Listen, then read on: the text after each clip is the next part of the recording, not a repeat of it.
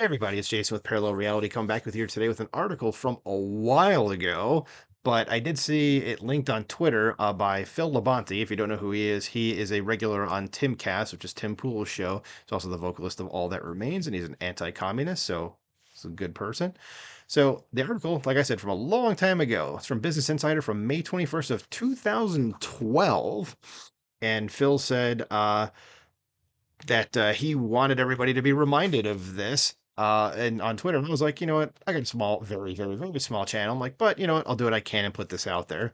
So the article is called "The NDAA Legalizes the Use of Propaganda on the U.S. Public."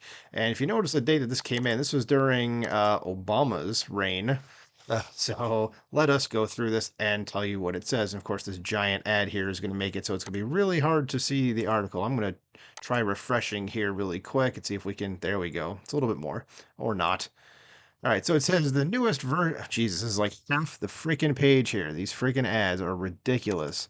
Anyway, yeah, I'm not going to be able to make it any. There we go. Okay, good. Back to the article. It says the newest version of the National Defense Authorization Act, again the NDAA, includes an amendment that would legalize the use of propaganda on the American public, reports Michael Hastings of BuzzFeed. The amendment, proposed by Mac Thornberry, Republican of Texas, and Adam Smith, Democrat of Washington, and passed in the House last Friday afternoon, again, remember, this is 11 years ago, says would effectively nullify the Smith-Mundt Act of 1948, which explicitly forbids information and psychological operations aimed at influencing U.S. public opinion. And again, that was 11 years ago that this is going on, but it's definitely, the science are happening today. So Thornberry said that the current law ties the hands of America's diplomatic officials, military, and others by inhibiting our ability to effectively communicate in a credible way, according to BuzzFeed. So the vote came 2 days after a federal judge ruled that an indefinite detention provision in the annual defense bill was unconstitutional. So Lieutenant Colonel Daniel Davis, who released a highly critical report regarding the distortion of truth by senior military officials in Iraq and Afghanistan, dedicated a section of his report to information operations, that's IO, and states that after Desert Storm, the military wanted to transform IO into a core military competency on a par with air, ground, maritime, and special operations. Davis defines IO as the integrated employment of electronic warfare, it's EW, corporate network operations, CNO, psychological operations, PSYOP, we said that already, military deception, which is MILDEC, and operations security, OPSEC, in concert with specified supporting and related capabilities to influence, disrupt, corrupt, or usurp adversarial human and automated decision making while protecting our own. IO are primarily used to target foreign audiences, but Davis cites numerous senior leaders who want to, in the words of Colonel Richard B. Leap, protect a key friendly center of gravity, to wit the U.S. national will, by repealing the Smith-Mundt Act to allow the direct deployment of these tactics on the American public.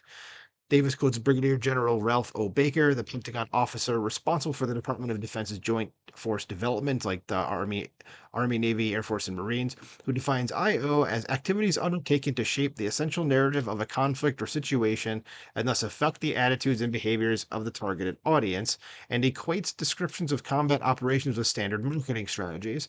Like, for example, it says for years, commercial advertisers have based their advertisement strategies on the premise that there is a positive correlation between the number of times a consumer is exposed to a product advertisement and that consumer's inclination to sample the new product.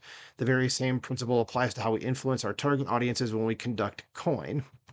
Says Davis subsequently explains the cumulative failure of our nation's major media in every category, as they continually interviewed only those senior U.S. officials who had top level access, even as the officials given that clearance were required to stick to talking points given to them by Secretary of Defense Donald Rumsfeld. So you can see again how long this article goes back is a bit. It's as if the NDAA goes into effect in its current form, the State Department and Pentagon can go beyond manipulating mainstream media outlets and directly disseminate campaigns of misinformation to the U.S. public. Gee, I wonder if that's happening right now. And that's the end of the article. Yep, that is definitely it. So, what do you guys think about this? Like I said, small channel of mine, just figured I'd get the word out there about this. I didn't know it. I knew nothing about this at the time. I think I might have remembered hearing something about this, but just one of those things I put in the back of my head and just said, I don't know what that means.